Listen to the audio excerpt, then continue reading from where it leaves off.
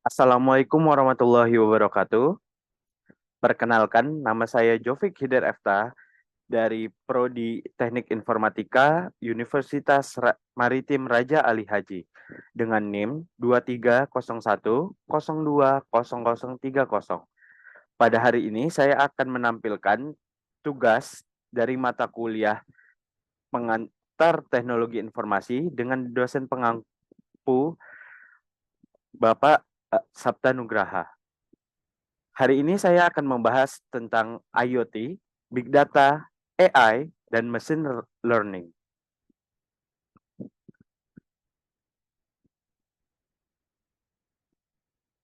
IoT atau Internet of Things adalah konsep dunia virtual teknologi informasi yang terintegrasi ke real world secara langsung melalui internet. Mengakses informasi secara real time melalui penggunaan teknologi informasi dan komunikasi atau TIK kapan saja dan di mana saja. Konsep ini di mana perangkat baik peralatan rumah tangga, kendaraan, alat industri, atau lainnya terkoneksi ke internet dan dapat saling berkomunikasi untuk mengumpulkan, mengirimkan, dan bertukar data.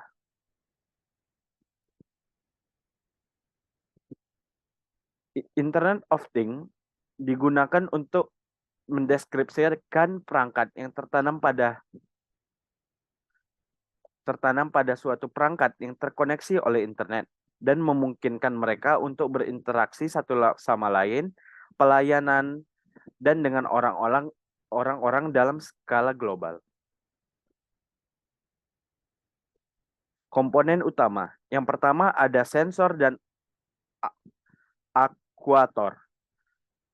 Fungsinya mengumpulkan data dari lingkungan atau melakukan tindakan tertentu berdasarkan instruksi.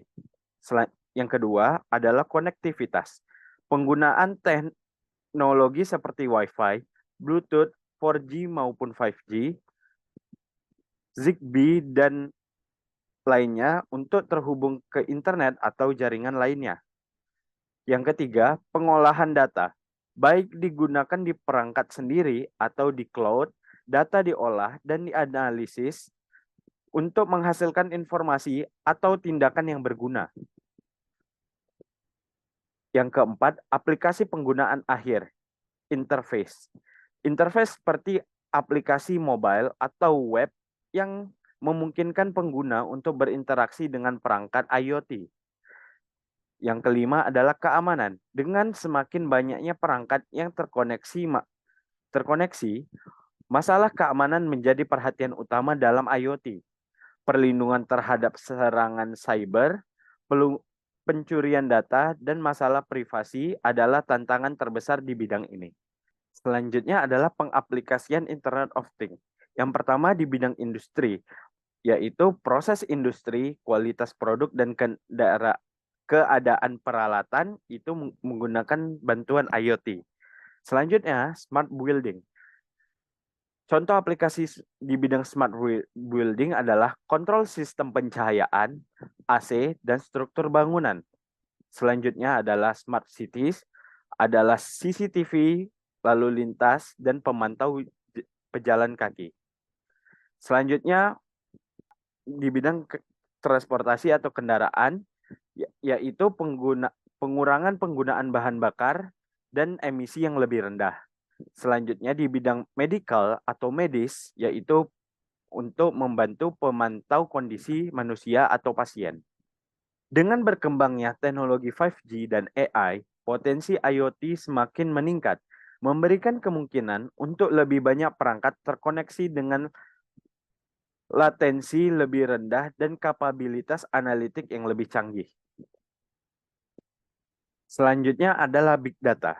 Big Data adalah kumpulan-kumpulan data yang sangat besar dan kompleks sehingga menjadi sulit untuk diproses menggunakan alat manajemen basis data yang ada atau aplikasi pemrosesan data tradisional. Kecenderungan ke kumpulan data yang lebih besar disebabkan oleh informasi tambahan yang dapat diperoleh dari analisis satu kumpulan besar data terkait dibanding dengan kumpulan data yang lebih kecil yang terpisah dengan jumlah data yang sama sehingga memungkinkan ditemukan korelasi untuk menemukan tren, bisnis, menentukan kualitas penelitian, mencegah penyakit, menghubungkan kutipan hukum, memerangi kejahatan, dan menentukan kondisi lalu lintas jalan raya secara nyata. Karakteristik big data. Yang pertama adalah volume. Volume atau kuantitas data yang sangat besar.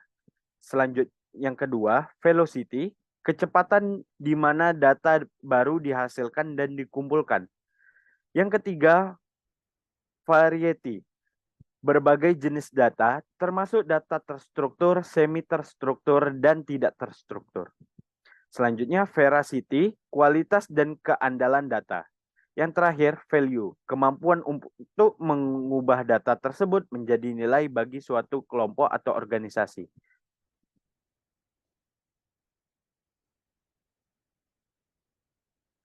Untuk mengelola big data, teknologi tertentu seperti Hadoop dan Spark telah dikembangkan.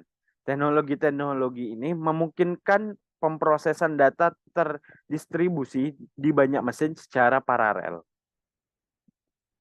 Big data memungkinkan analitik canggih seperti machine learning, prediktif, dan real-time analytic.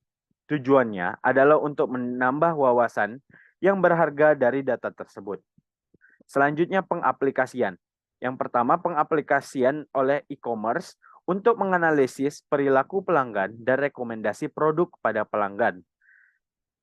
Yang kedua, pengaplikasian pada bidang kesehatan untuk menganalisis genomik dan penelitian medis.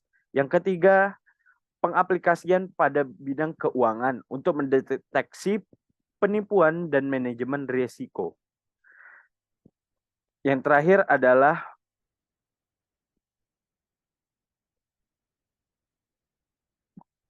di pemerintahan untuk menganalisis data sosial dan pengambilan keputusan berbasis data.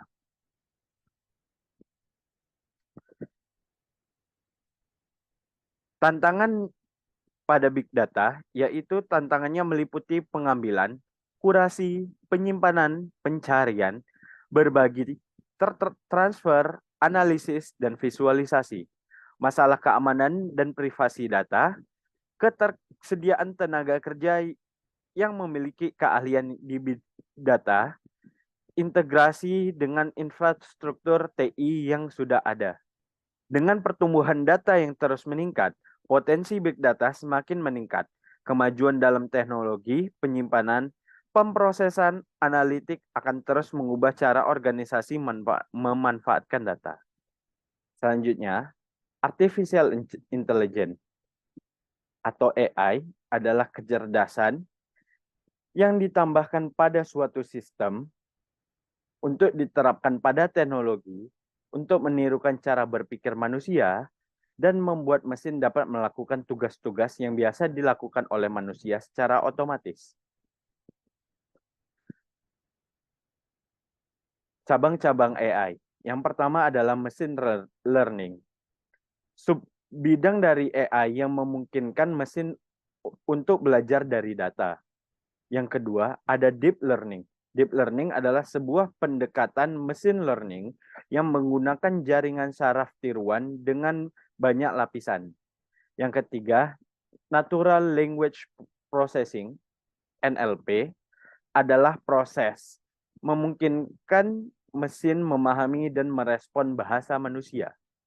Yang keempat adalah robotika, untuk membuat robot dapat berinteraksi dengan lingkungannya. Yang terakhir adalah visi komputer, ada untuk mengajarkan mesin untuk menginterpretasi dan membuat keputusan berdasarkan data visual. AI memiliki banyak aplikasi di berbagai sektor, termasuk yang pertama, sektor medis untuk diagnosis penyakit dan rekomendasi perawatan. Yang kedua, sektor otomotif untuk kendaraan otonom. Yang ketiga, sektor keuangan untuk mendeteksi penipuan dan robo advisor. Yang terakhir, pada sektor e-commerce, yaitu untuk rekomendasi produk dan chatbot. Tantangan AI yang pertama, keamanan, menghindari penggunaan AI untuk tujuan yang merugikan. Yang kedua, etika. Masalah seperti bias dalam algoritma dan transparasi keputusan. Yang keempat adalah keterbatasan teknis, tantangan dalam memahami konteks dan nuansa seperti manusia. Yang terakhir, kekhawatiran pekerjaan. Otomatisasi pekerjaan dapat mengancam beberapa pekerjaan sehingga seseorang kehilangan pekerjaan. AI terus berkembang dan diharapkan memainkan peran yang semakin besar dalam masyarakat kita. Dengan perkembangan teknologi, kita mungkin akan melihat integrasi yang lebih besar dari AI dalam kehidupan sehari-hari dan penyelesaian masalah global yang kompleks.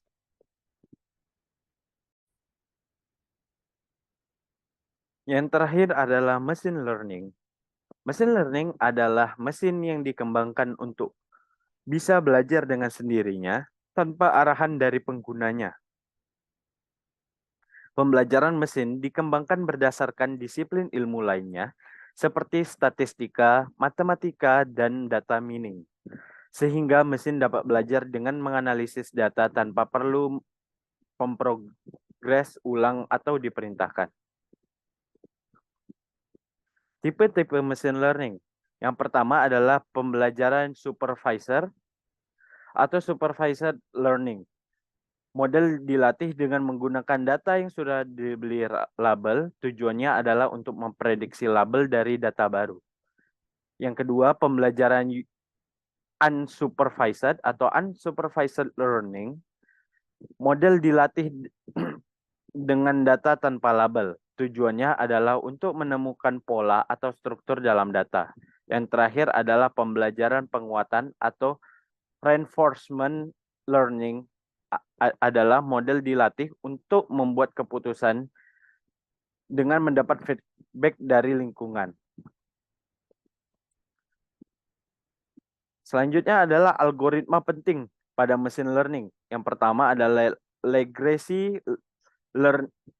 linear dan logistik.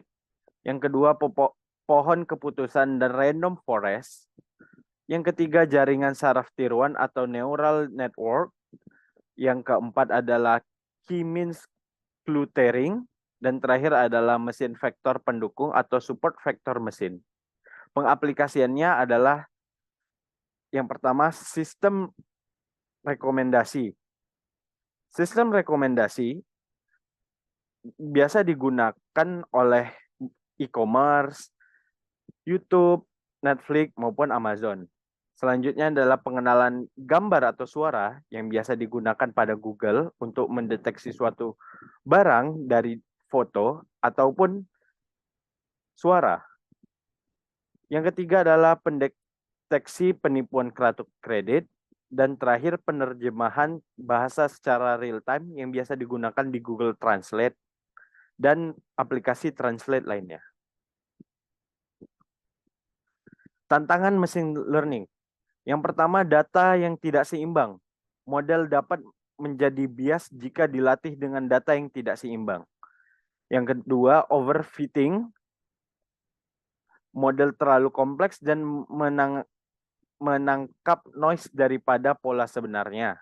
Dan terakhir, interpretabilitas. Beberapa model, terutama deep learning, dapat menjadi kotak hitam dan sulit untuk diinterpretasikan.